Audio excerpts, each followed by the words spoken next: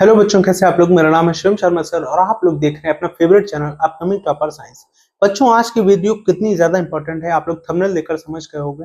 और अगर आपने क्लिक कर दिया है तो ये वीडियो देख लेना, क्योंकि ये वीडियो देखने के बाद आपके लाइफ पर बहुत ज्यादा इम्पैक्ट पड़ने वाला है। बच्चों, आज का जो अपना इंपॉर्टेंट टॉपिक है, how to write in exam. बच्चों, सबको आजकल पता है कि पढ़ना क्या है, कितना पढ़ना है, कैसे पढ़ना है, कहाँ से पढ़ना है, लेकिन लिखना कैसे है, इस पर जल्दी कोई बात नहीं करता। आप लोगों ने देखा होगा कि यूपीएससी के जो बच्चे हैं, ठीक है, वो लोग आंसर राइटिंग का अलग से कोर्स खरीदते हैं, वो भी पैसे देकर, क्योंकि आंसर राइटिंग जितनी जरूरी है, उतना जितना पढ़ना जरूरी है, जितना याद करना जरूरी है, उतना ही आंसर राइटिंग जरूरी है।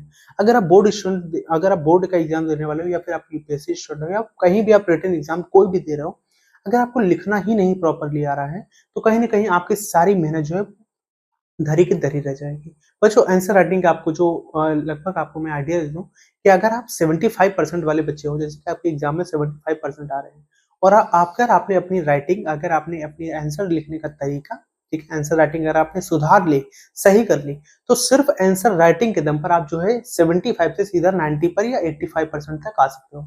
10 से 15% का फर्क पड़ जाता है सिर्फ आपकी आंसर राइटिंग और राइटिंग का, ठीक है।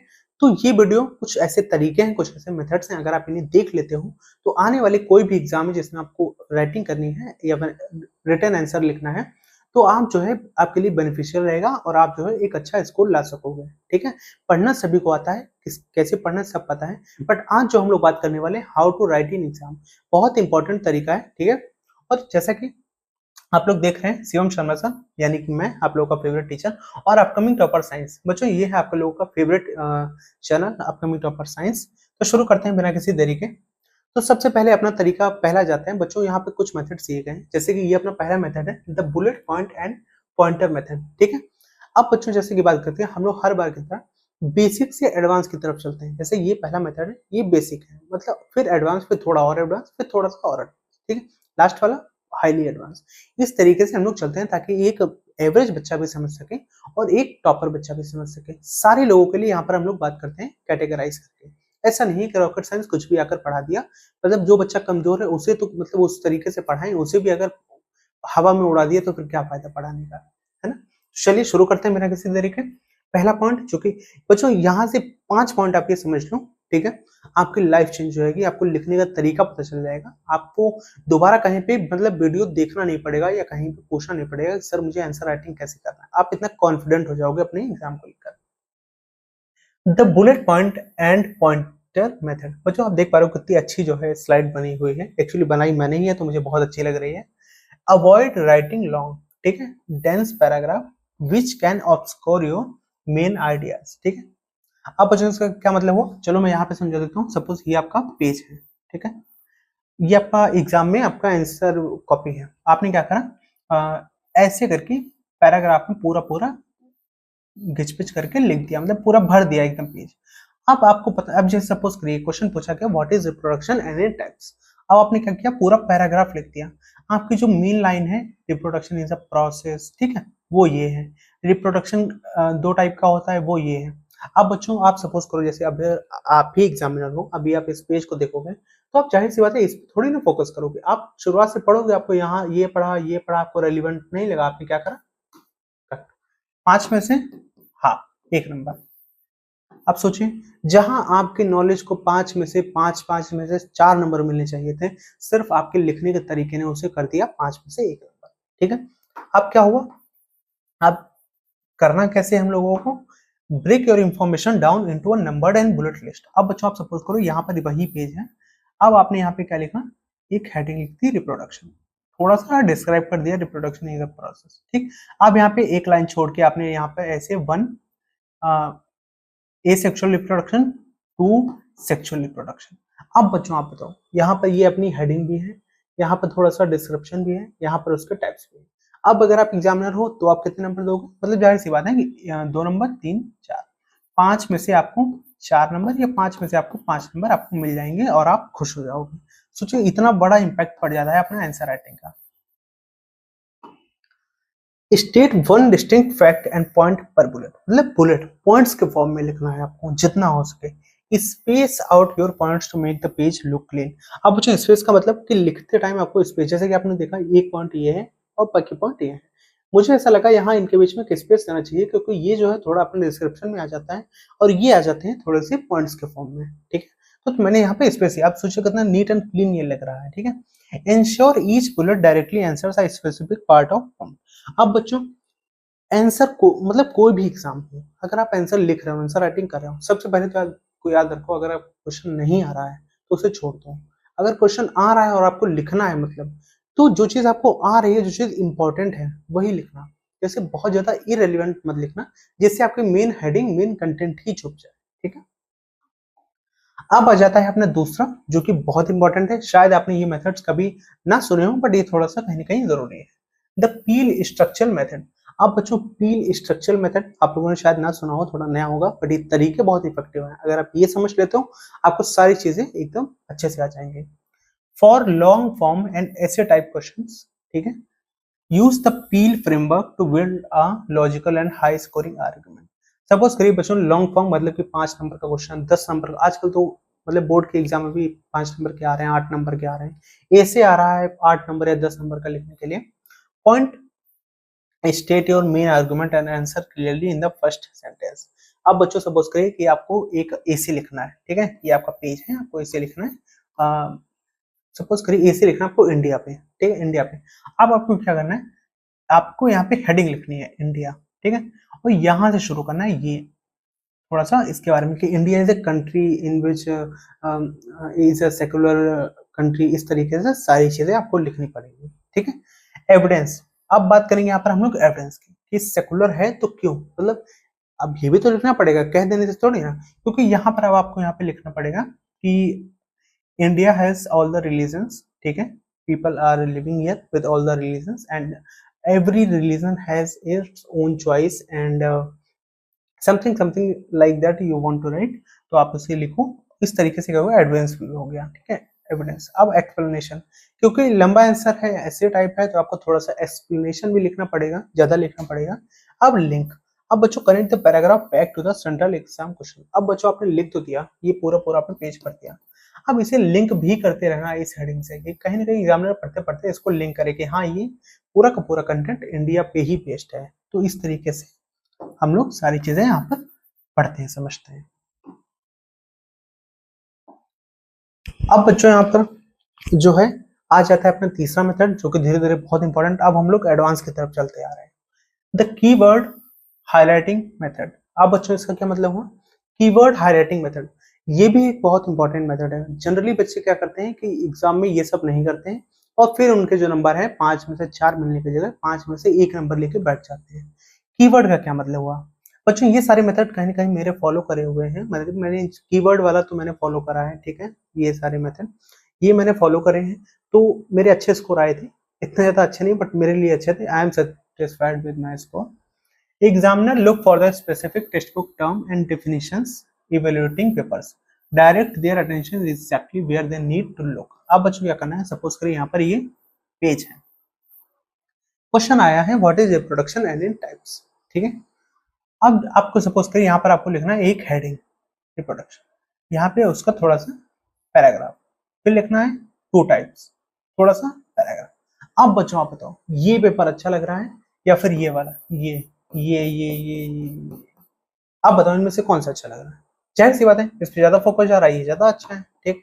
तो इसी तरीके से यहाँ पर बताया गया है कि आपको क्या लिखना है और क्या कीवर्ड उनको हाईलाइट करना पड़ेगा। यूज अ पेंसिल और ब्लैक पेन, बच्चों पेंसिल आप यूज, पेंसिल तो नहीं यूज करते हो बट हाँ ब्लैक पेन यूज कर लेना, टू अंडरलाइन क्रिटिकल टर्म्स, मतलब क्रिटिकल टर्म्स हो गए, हेडिंग्स हो गई, names, definitions and formulas, formulas हो गए, फार्मूला जैसे आपने लिख दिया, ठीक है, ए प्लस बी का होल स्क्वायर, ठीक है, A square plus B square plus 2ab, ठीक।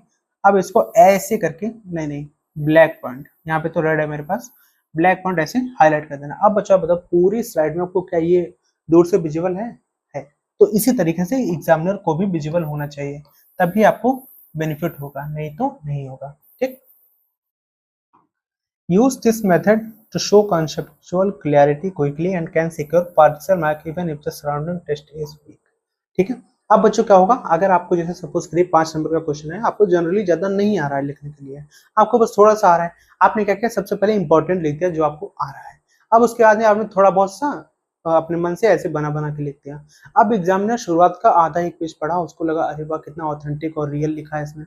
अब वो आगे जो है लिबरल होके पढ़ेगा कि हाँ ठीक है। अब वो सोचिए 5 में से आपको 4 नंबर दे देगा। और अब अगर आपने पहले ही इररिलेवेंट सारा लिख दिया, बाद में आपने बीच में कहीं अपना रिलेवेंट चीजें लिखी, तब वो आपको 5 में से 1 नंबर देगा। आप उसकी साइकोलॉजी समझो, ठीक है। साइकोलॉजी वहाँ पे जो है थोड़े बोर्ड टाइप एग्जामिनर होते हैं ओल्ड एज के, तो उतना गौर से वो पढ़ते नहीं है। उनको एक बार में अगर दिमाग में छप गया तो वो छप गया, फिर वो आपको वैसे ही नंबर देंगे। अब बच्चों ये आ जाता है अपना method the visual evidence method. अब बच्चों आ जाता है विजुअल एविडेंस मेथड। ये भी बहुत ज्यादा इंपॉर्टेंट है। इसका अगर मतलब समझ गए मतलब आप कहीं ना कहीं अच्छा ट्रैक पर हो। whenever applicable supplementary or written examinations with clear diagrams graphs and systematic flow chart। बच्चों सबसे पहले तो डायग्राम, आपको तो पता है डायग्राम कितना जरूरी है। अगर जहां कहीं भी आप डायग्राम बना सकते हो, बिना सोचे समझे डायग्राम बना दो, 1 से 2 नंबर आपको सिर्फ डायग्राम के। जैसे सपोज करिए क्वेश्चन आ गया human heart, describe human hearts और एंड इट्स फंक्शन। अब बच्चों अगर ये 5 नंबर का क्वेश्चन है, अगर आपने सिर्फ डायग्राम बना दिया, 5 में से 2 नंबर आपको सिर्फ डायग्राम के मिलेंगे। इस बात की मतलब ये चीज ऑथेंटिक है, मिलेंगे ग्राफ। बच्चों मैथ का क्वेश्चन आ गया जैसे x plus y equal to 1, अब इस पूरा ग्राफ। हाँ बच्चों अगर इस पे ग्राफ बना देते हो ना, आंसर निकालने के बाद ग्राफ बना देते हो पॉइंट्स का, यकीन मानिए 5 में से 2 नंबर सिर्फ आपको ग्राफ के मिलेंगे। सिस्टमेटिक फ्लो चार्ट, जो फ्लो चार्ट अभी मैंने बताया था, जैसे यहाँ पर इस तरीके से ऐसे करेंगे reproduction, it's type A sexual reproduction, sexual reproduction, ऐसे करके अगर आप पढ़ते हो फ्लो चार्ट्स के फॉर्म में, तो ये बहुत ज्यादा बेनिफिट करेगा आपको, बहुत ही ज्यादा, ठीक है। Draw your diagrams neatly with pencil and label them cleanly. बच्चों डायग्राम बना के उसको लेबल जरूर करना है, ठीक है। और लेबल भी ऐसे नहीं करना कि एक ये बना दिया, एक ऐसे फिर एक ऐसे फिर एक ऐसे फिर एक ऐसे, ऐसे नहीं करना है। ये करोगे तो मिलने वाले जो नंबर होंगे ना वो भी चले जाएंगे, ठीक है। सपोज करो ये हार्ट का आपने डायग्राम बना दिया, ये हो गया ऑरिकल वेंट्रिकल, ऑरिकल वेंट्रिकल, ऐसे करके बनाना है, ठीक है। और कोशिश करना एक तरफ ही आप करो, एक तरफ ही लेबलिंग करो। यूज अ फ्लो चार्ट, ठीक है। Place the diagram immediately before alongside your test to break up words pages. इससे क्या होगा, आपका पेज भी थोड़ा भरा भरा लगेगा, ठीक है। कम शब्द में आपका काम बन जाएगा। अब आ जाते हैं अपना मेथड जो कि बहुत इंपॉर्टेंट है, the mark to time pacing method. Mark to time pacing method, do not write a full page for low weight question. बच्चों अगर 2 नंबर का क्वेश्चन है तो सिर्फ 30 वर्ड ही लिखना, ऐसा नहीं है पूरा पेज लिखकर आप बैठ गए, ठीक है। और जो भी हाई वेटेज प्रॉब्लम है, हाई वेट जिनमें ज्यादा नंबर मिल रहे हैं 5 नंबर पे, उन पे अपना टाइम खर्च करना। मतलब 5 नंबर का क्वेश्चन है तो आप फुल पेज लिखना, ठीक है। अब आ जाते हैं audit your paper during the initial reading, time to calculate how many minutes to spend पर सेक्शन। बच्चों जितने भी टॉपर्स होते हैं वो 5 मिनट, मतलब 5 मिनट नहीं 15 मिनट स्ट्रेटजी को फॉलो करते हैं। ये स्ट्रेटजी बहुत इंपॉर्टेंट है, आप इसे टाइम वेस्ट बिल्कुल मत समझो। टॉपर्स यही स्ट्रेटजी फॉलो करते हैं। अगर उनको पेपर मिला है 15 मिनट निकालो, पेपर को पढ़ो, ठीक है। उससे आपको ये समझ में आ जाता है कितने सेक्शन में हमको कितना टाइम देना है। जैसे सपोज ए सेक्शन है 2 नंबर का, उसमें क्वेश्चन 2 नंबर के, तो जनरली आपको 2 नंबर का क्वेश्चन है, आप 3 से 4 मिनट लो, फटाफट कंप्लीट करो, हटा दो उसे। इस तरीके से आपको डिवाइड करना पड़ेगा। यही बच्चों स्मार्ट, देख पेपर देना सबको आता है, पढ़ना सबको आता है, बट पेपर क्रैक करना सबको नहीं आता, ठीक है। Strictly follow specified word limit. बच्चों वर्ड लिमिट तो जरूर से फॉलो करना, यहाँ पे कोई गलती मत करना। 2 नंबर का क्वेश्चन है तो मतलब 2 नंबर का है तो 30 वर्ड से ज्यादा मत लिखना। 5 नंबर का क्वेश्चन है, जितना उसमें वर्ड लिमिट दी गई है 250 नंबर या 300 वर्ड्स आपको जितने भी करना। Leave blank spaces for difficult questions and move forward. बच्चों अगर कोई क्वेश्चन नहीं आ रहा है तो ये नहीं ईगो पे ले लिया उसको करने बैठ गए, ठीक है। नहीं आ रहा है तो बना बना के लिख रहे हैं, छोड़ देना उसको, आगे बढ़ जाना। जितने आपको क्वेश्चन आ रहे हैं वो पहले कर लेना, ठीक है। अब बच्चों हो जाते हैं अपने कंक्लूजन पे। यहाँ तक आपने सारे जो है आपने मेथड समझ लिए होंगे अच्छे से। अब बच्चों यहाँ पे लास्ट में इस वीडियो को देखने का मतलब क्या है, ये सारे जो मेथड्स हम लोगों ने समझे अभी, इनका आखिर में मतलब क्या निकलता है, कंक्लूजन क्या है, ठीक है, इस टॉपिक का।